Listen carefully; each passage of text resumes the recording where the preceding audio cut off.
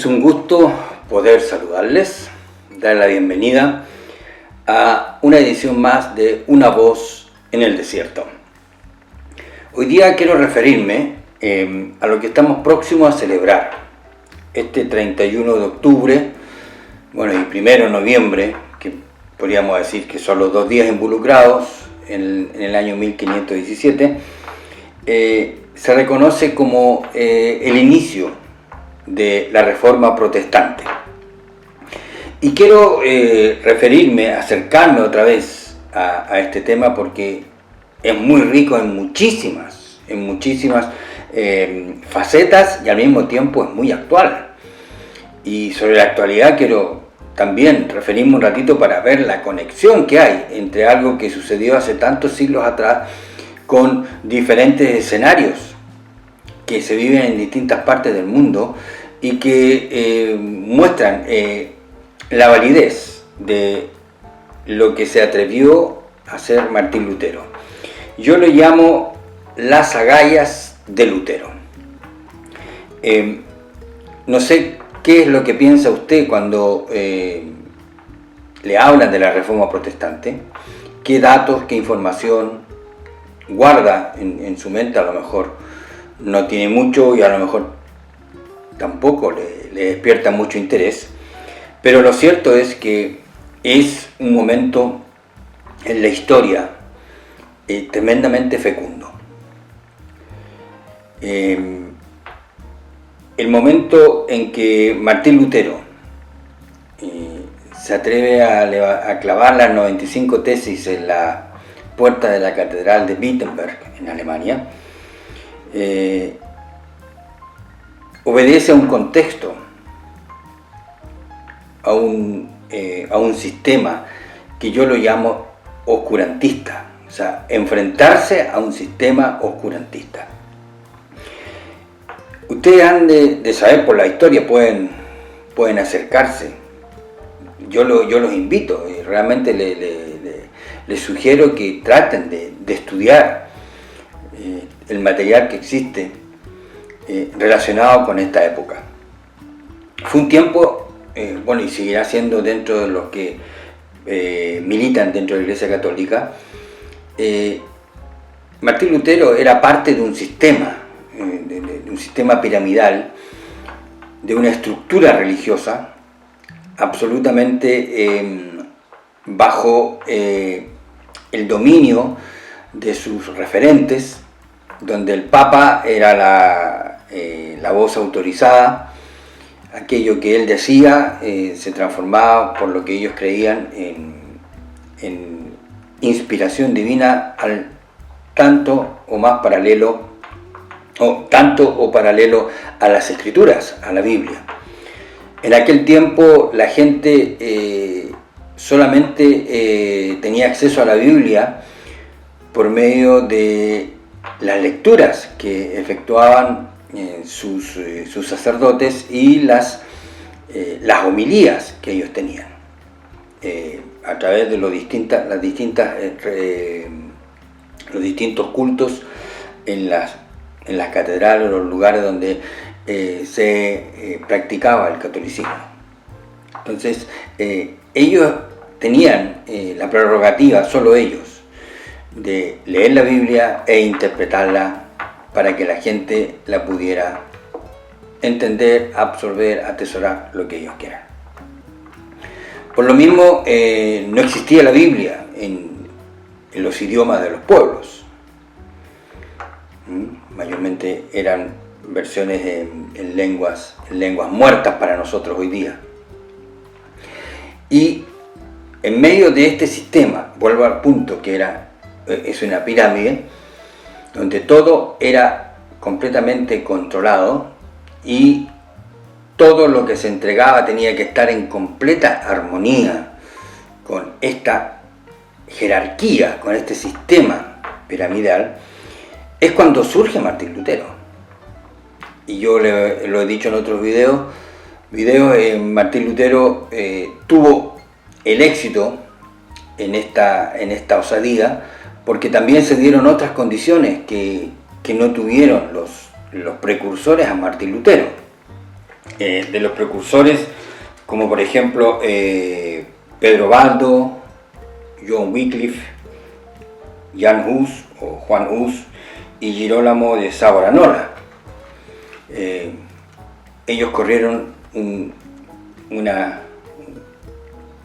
diferente trayecto al interior de la iglesia cuando ellos descubrieron las mismas verdades que Martín Lutero. Y Martín Lutero, repito, entonces, él gozó de un contexto distinto que le permitió llevar adelante lo que él hizo. Entonces, frente a este sistema de control, de dominio, de pirámide, donde las personas tienen que aceptar simplemente lo que viene desde las jerarquías, desde los referentes, como el magisterio de la iglesia, entre otras cosas, entonces no hay lugar para pensar distinto, no hay lugar para preguntas incómodas, no hay lugar para indagar por sí mismo. No se puede ir en contra de lo que la estructura religiosa establece. Ahora usted dirá, esto es propio solamente de las religiones y por lo mismo es una cuestión del pasado. Pero no se engañen. Ese sistema que lo podemos ver dentro o como expresión de la religión católica, se ha aplicado y se aplica hoy día en distintos contextos. Por ejemplo, el señor Navalny está preso en Rusia por levantar críticas, por tener opiniones disidentes al señor Putin. Lo mismo pasa con los manifestantes contra el señor Lukashenko, que también levantaron su voz para ir en contra de lo que ellos estaban viendo dentro del gobierno y sobre todo el ejercicio del poder del señor Lukashenko. Y después nos vamos a Hong Kong, donde la represión se pudo observar por el sistema comunista, que no acepta que hayan opiniones disidentes. ¿Y qué vamos a decir de Corea del Norte, de Cuba? Después también tenemos el de los países islámicos. No hay lugar para que la gente piense por sí mismo. No hay lugar para la disidencia, no hay lugar para traer preguntas, cuestiones o proponer caminos alternativos, criticar directamente la gestión de sus líderes. El oscurantismo, ese sistema donde se oprime, donde se establecen verdades únicas. Y hoy día lo tenemos completamente bajo la cultura de la cancelación, que está imperando en distintos lugares, casi increíble como en Estados Unidos, donde aparecen proclamas, aparecen los mantras y todos tienen que aceptarlos sin ninguna crítica. Y se instala el miedo, se instalan las amenazas, se instala directamente los asesinatos. Después tenemos el caso ya más puntual de las investigaciones periodísticas, cuando destapan escándalos.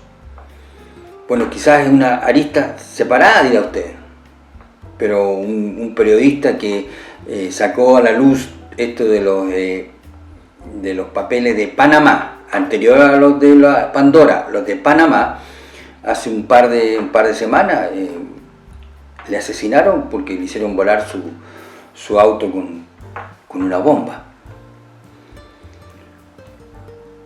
Hay países donde se están se están intentando establecer nuevas constituciones y donde no se da lugar a opiniones que no sean distintas a las del sistema dominante, de aquellos que lograron controlar todo ese proceso.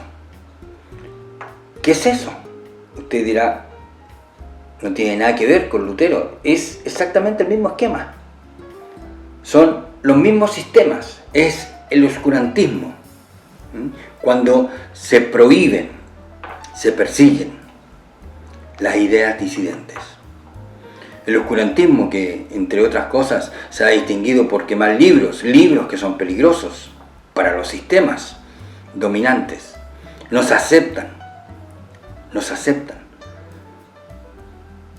y se persiguen directamente. Eso es, yo repito en esto, insisto en esto, es el oscurantismo que se está volviendo a instalar en distintos lugares del mundo. Echa un vistazo a la famosa cultura de la cancelación.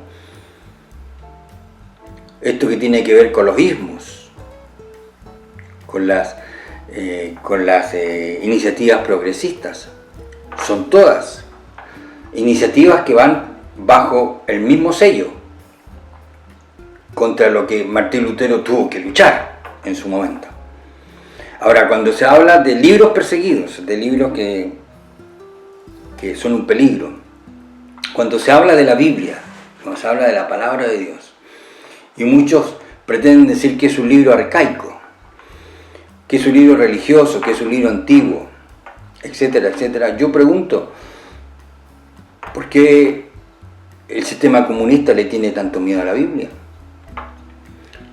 ¿Por qué no se puede instalar, distribuir Biblias libremente, como en otras partes del mundo? En China, en Corea del Norte, en Cuba. ¿Qué vamos a decir de los países bajo regímenes musulmanes? Si es antiguo, si es arcaico, ¿por qué le tienen miedo? ¿Por qué le tienen miedo a este libro? Y aquí comienza entonces el primer punto que nos lleva a valorar lo que hizo Martín Lutero. Porque la osadía de Martín Lutero de decir, y a esto me quiero referir específicamente, sola escritura. O sea, la Biblia es la única autoridad en materia de fe y conducta. Esa proclama fue un impulso tremendamente emancipador, porque de ahí surgió el libre examen de las Escrituras. O sea, estudie la Biblia, que no se la cuenten. El libre examen de las Escrituras. Y fue sacudirse la autoridad, la opresión ejercida dentro de un sistema completamente atosigante. Y eso llevó a la emancipación en muchísimas áreas. Claro, muchas de estas iniciativas tomaron cauces completamente destructivos. En Alemania algunos vieron la oportunidad para levantarse contra los agricultores, por ejemplo. Y la emancipación, o sea, el no aceptar ningún tipo de autoridad, que fue parte de lo que interpretó la gente equivocadamente, pero fue un impulso emancipador. Y esos efectos colaterales negativos, desgraciadamente, siempre serán propios por la naturaleza humana caída. Porque al final también cada uno, de acuerdo a su contexto en el que está viviendo, también malinterpreta o usa aquello que está ocurriendo para levantar sus propias iniciativas. Pero tenemos que reconocer, fue un impulso emancipador. Sola Escritura, solo la Biblia.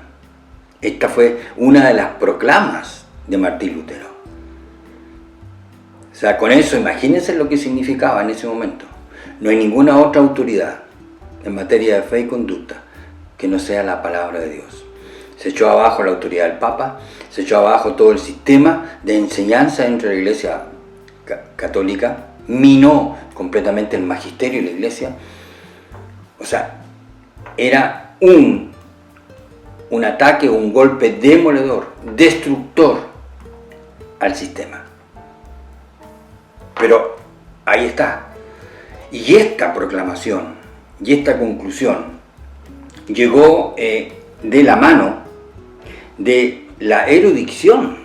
Tenemos que volver a reconocerlo. Martín Lutero no fue que se levantó el 31 de octubre de 1517 con la intención de, ahora voy a clavar las 95 tesis, como si fueran algo que le surgió así sacudiendo la mano.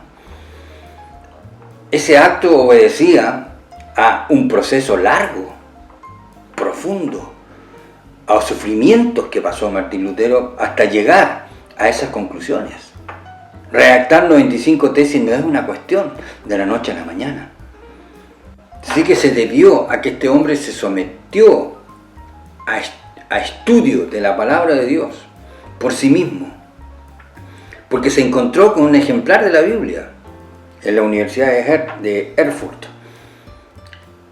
Ahí comenzó su búsqueda y después tuvo una muy buena asesoría de un líder que tenía el cuidado sobre él, el cuidado espiritual, y con él, a través de conversaciones que tuvieron, fueron decantando, fueron puliendo estos pensamientos. Y surgió entonces, a partir de la erudición, del estudio profundo de las Escrituras. Cuando se dice sola Escritura, entonces significa no ir a la sociedad bíblica y comprar un ejemplar y tenerlo bajo la cabecera o tenerlo encima de un escritorio, o en otros lugares la usan como amuleto. No tiene absolutamente nada de eso. Cuando decimos sola Escritura, significa el contacto permanente, diario, con la palabra de Dios, para ir aprendiendo directamente de ella. Sola Escritura. Estudiar, conocer. Y de hecho, a partir de lo que Martín Lutero hizo, y en general los reformadores, dio pie a que el estudio de la palabra de Dios sea tan profunda. La gente, los líderes, sobre todo protestantes de aquella época, se dispusieron a estudiar con tanto ahínco la palabra de Dios, que también dio origen a que después se fueran formando disciplinas en torno al estudio de la Biblia, como la teología, después conocida como la teología sistemática, y cuantas otras variantes que surgieron del estudio profundo de las Escrituras. Ahora, esto que fue demoledor y destructivo, sigue siendo una advertencia. Advertencia también para incluso las propias congregaciones que se identifican con el protestantismo. Es una advertencia en el sentido de que la palabra sigue siendo la autoridad en materia de fe y conducta. Que el denominacionalismo, por ejemplo, no es una cuestión que esté por sobre la autoridad de la palabra de Dios. Incluso los reformadores dijeron, iglesia reformada siempre reformándose, por atender a la palabra de Dios. La advertencia es eso. O sea, lo que usted diga, lo que usted enseña, lo que usted plantee, sus ideas, tienen que ir en concordancia con la revelación de la palabra de Dios. Ahora, para Martín Lutero, esta confrontación, este ir de frente a toda su estructura religiosa, de la cual él era parte, le significó un tremendo riesgo. No fue un chiste eso. Quitémonos cualquier elemento de frivolidad. Ese fue un arrojo, fue un intento de un tremendo riesgo. Porque una de las primeras cosas que pasan, y eso también está revelado en la palabra de Dios, es matar al mensajero. destruir al mensajero. Entonces comenzó una batalla, una defensa del sistema, una reacción del sistema para acallar la voz de Martín Lutero, pero en esa estrategia también estuvieron involucradas las amenazas, llegando a la amenaza de muerte. Claro, lo primero que ellos hacen es la amenaza y después cumplen la excomunión. Y la excomunión dentro de la Iglesia Católica es una amenaza que proyecta perder la salvación, o sea, irse al infierno, cuando dicen que lo excomulgan. Y entonces a Martín Lutero lo amenazaron primero con la excomunión y después la ejecutaron, lo excomulgaron. Y finalmente lo mandaron a asesinar. Quien lo pillara lo matara, y Federico el Sabio se adelantó, lo secuestró y lo tuvo enclaustrado en su castillo para defenderlo de quienes querían matarlo. Entonces, esa es una de las cosas que surge, el riesgo. Aquel que se atreve a ir contra el establishment, contra el sistema jerarquizado. Entonces, lo que surge es inmediatamente en la descalificación, ver cómo le quitamos piso a este disidente, dónde podemos encontrar algo para destruir lo que este hombre está haciendo. Entonces viene la descalificación, y eso está presente en cualquier lugar donde se pretende establecer un sistema opresor de pensamiento y de acción. Entonces, este riesgo fue muy grande. No fue un juego el que asumió Martín Lutero. Ahora, ojo, esto surgió del tiempo cuando él estuvo también en la universidad. Él fue catedrático y en eso estaba, como catedrático en la Universidad de Wittenberg. Y aquí viene un punto que a mí me llama la atención y que lo encuentro pertinente, sobre todo para el tiempo que estamos viviendo, en distintos lugares donde las universidades han perdido esa esencia inscrita en su ADN, que significa dar lugar a la universidad de pensamientos. La universidad, por definición, es un lugar donde se va a debatir, se va a estudiar. Y hoy día en muchos lugares en Latinoamérica las universidades se han transformado en cajas de resonancia de las verdades impuestas y aceptadas bajo amenaza de lo que sea. Y ahí muchos catedráticos han sucumbido al temor, al miedo, y entonces se han acallado, y ya el libre pensamiento, ya el debate, ya el análisis, en muchas universidades eso ya no existe. Ahora, ojo, esto surgió en la Universidad de Wittenberg, de ahí surgió Martín Lutero con la sola escritura, invitando a la gente, porque era lo que ellos hacían, al examinar por sí mismo, a debatir. Y de hecho, cuando él fue llamado para comparecer en la Dieta de Worms, ese viaje él lo hizo en carreta tirado por caballos, y durante ese viaje, que fue un viaje largo, la gente salía en distintos lugares a aplaudir, a apoyar ese tránsito que hacía Martín Lutero hacia la Dieta de Worms para exponer sus ideas. En ese lapso también, en ese trayecto, él compuso Castillo Fuerte, Nuestro Dios. Es un himno que se canta todavía y que está en distintos idiomas. Ya, él cuando fue a esa Dieta de Worms, él iba dispuesto, porque así se lo habían demandado, a exponer la base de sus argumentos, a exponer sus enseñanzas, cómo él estaba diciendo, en base a qué él estaba diciendo lo que estaba diciendo. O sea, a debatir, a presentar sus ideas. Y ahí surgió esa frase famosa, o un párrafo famoso donde él simplemente dice: si no me convence por la palabra de Dios, yo no me voy a retractar. Porque él decía que es un pecado ir en contra de la conciencia de la gente. Y ahí surge la libertad de conciencia, otro punto fundamental que se está ahogando hoy día. La libertad de conciencia, o sea, la libertad de decir lo que pienso. Ahora, vamos al punto, en el sentido de que Martín Lutero simplemente estaba usando el derecho a expresar libremente lo que él creía y lo que él pensaba. Esa es la libertad de conciencia.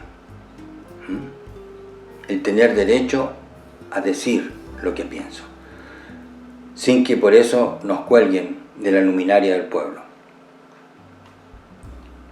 Ese es un punto, repito, que es la base de toda la disidencia al final, a la que muchísimos le tienen miedo.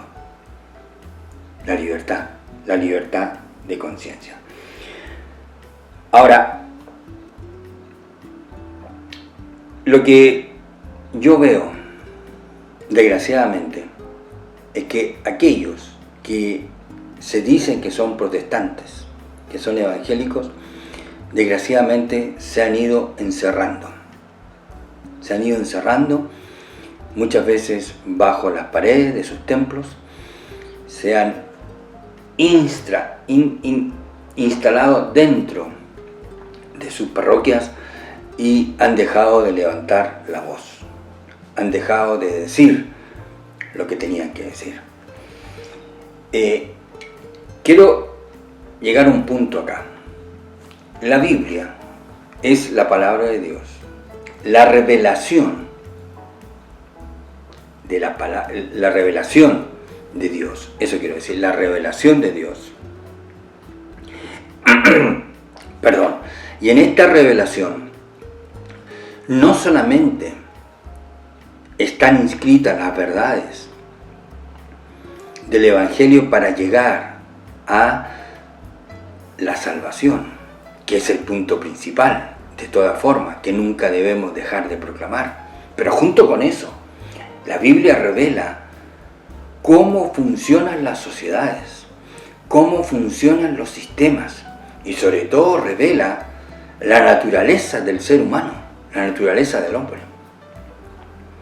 Yo no sé si es verdad, pero Abraham Lincoln decía, o dicen que decía, que no se puede gobernar sin la Biblia.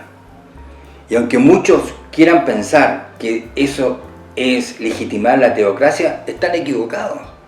Porque la Biblia no es un libro religioso. La Biblia revela, vuelvo a insistirle, cómo funciona la vida y cómo funcionan los seres humanos. A usted y a mí no nos pueden gustar. Hay lugares en la palabra de Dios que uno ve hechos, que uno dice, esto no se puede aceptar, o esto es tremendamente chocante, pero es así como funciona, y Dios revela cómo funcionan las sociedades, cómo funciona el corazón del hombre. Y por eso es tan actual la proclama de Martín Lutero, sola Escritura. Y hoy día lo que yo veo es que muchos protestantes evangélicos no tienen argumentos para ir en contra de aquellas verdades, supuestas verdades, que se instalan, que vienen y que oprimen a la sociedad en su conjunto. No están los argumentos. ¿Saben por qué? Porque para poder discutir, para presentar argumentos, como dice las propias cartas en la palabra de Dios en el Nuevo Testamento, llevar cautivo todo pensamiento a la obediencia de Cristo y presentar argumentos ante todo aquel que demande la razón de la esperanza que ustedes tienen. Lo que a mi modo de ver ha pasado, es que la gente de las iglesias ha perdido el contacto con el mundo de afuera y sobre todo con los argumentos de los de afuera. Y cuando usted no conoce lo que están diciendo los de afuera, ¿cómo los va a rebatir? ¿Cómo le va a hacer frente? ¿Cómo va a contraargumentar? Hay lugares donde se decía que el televisor es el cajón del diablo. En otros lugares dijeron que la letra mata, y entonces cualquiera que estudiara, iba en contra del ministerio del Espíritu Santo, que es el agnosticismo en toda su majestad. Porque los agnósticos llegaron a decir que la Biblia ya no la necesitaban y la despreciaban, sino porque Dios les hablaba directamente a través de su Espíritu. Claro, con ese tipo de expresiones, con ese tipo de posturas, es muy difícil hacer oír los argumentos de la palabra de Dios para un mundo que va a la deriva. Y muchas veces los cristianos, los protestantes, se han ido atrincherando, acobardando, porque no tienen argumentos, porque no escuchan, no saben lo que están diciendo los de afuera. Y como no los conocen, no los escuchan, no tienen cómo replicar. Y a veces yo muevo mi cabeza cuando escucho estas iniciativas que se hacen para la apologética, la defensa de la fe. Y muevo la cabeza porque yo veo que es muy difícil hacer apologética desconociendo qué es lo que piensan los que están afuera. Como las bases del feminismo, toda la cultura progre que se quiere instalar, pero ¿cómo contraargumentamos? El aborto, la eutanasia. Tenemos que conocer qué es lo que ellos piensan para contraargumentar. Y ese contraargumento viene del estudio de la palabra de Dios. Claro, y lo otro que ha pasado, y aquí ya me voy acercando al final, lo otro que ha pasado es que muchas expresiones protestantes o evangélicas de pronto han causado escándalos. Y esos escándalos que aparecen en las iglesias, lo único que hacen es desacreditar el valor de la proclamación del Evangelio. Y el mundo que está afuera siempre lo van a hacer, como lo hicieron con Martín Lutero. Siempre buscar un punto, tratar de encontrar un forado para desacreditar, para ahogar, para apagar esa voz que está molestando. Y muchas veces las comunidades de fe les regalan esas razones para que los de afuera se afirmen en su incredulidad, en sus ataques, en su rechazo. Pero insisto, sola Escritura, solo la palabra de Dios es el gran reto para hoy día y será para siempre. Y debería levantarse, si no en cada ciudad, en cada país, grupos de personas serias en el estudio de la palabra de Dios. Gente que se dedique a escuchar lo que están diciendo los de afuera para contraargumentar y convocar a conferencias, convocar a instancias para transmitir lo que la Biblia dice sobre respectivos temas, a tener una voz y ganarse un espacio para ser escuchado. Creo que ese es un desafío. No sé si algún día se podrá hacer, porque entre otras cosas lo que ha pasado también con las comunidades es su dispersión, es su división, su lejanía de unas de otras que permiten una articulación en conjunto. Pero bueno, simplemente recordar, resaltar, sola Escritura, solo la palabra de Dios, que nos enseña cómo funciona el universo en toda su extensión. Cómo actúan, cómo se comportan, no solamente los que abrazan la fe, sino aquellos que no la hacen. Que revela cómo es el corazón del hombre y cómo funcionan las sociedades. Y tenemos que ser muy sabios para darnos cuenta, para tomar en cuenta la revelación de Dios, para creerle la palabra de Dios y entender cómo se desarrolla la vida. Bueno, si es su interés, aquí abajo usted puede dejar su comentario, su valoración sobre esto, escribirme si también lo desea, y también, si es su intención, puede ir a la tienda de Amazon a través del link que está aquí abajo y adquirir mi primer libro que está en la tienda de Amazon, llamado Maravillosamente Escondido. Les agradezco por su tiempo. Nos acercamos a celebrar un aniversario más de la Reforma Protestante, que ha querido ser empañada, y no es coincidencia, que ha querido ser empañada por la fiesta de Halloween. Parece una lucha cósmica, y seguramente lo es. Será hasta una próxima oportunidad.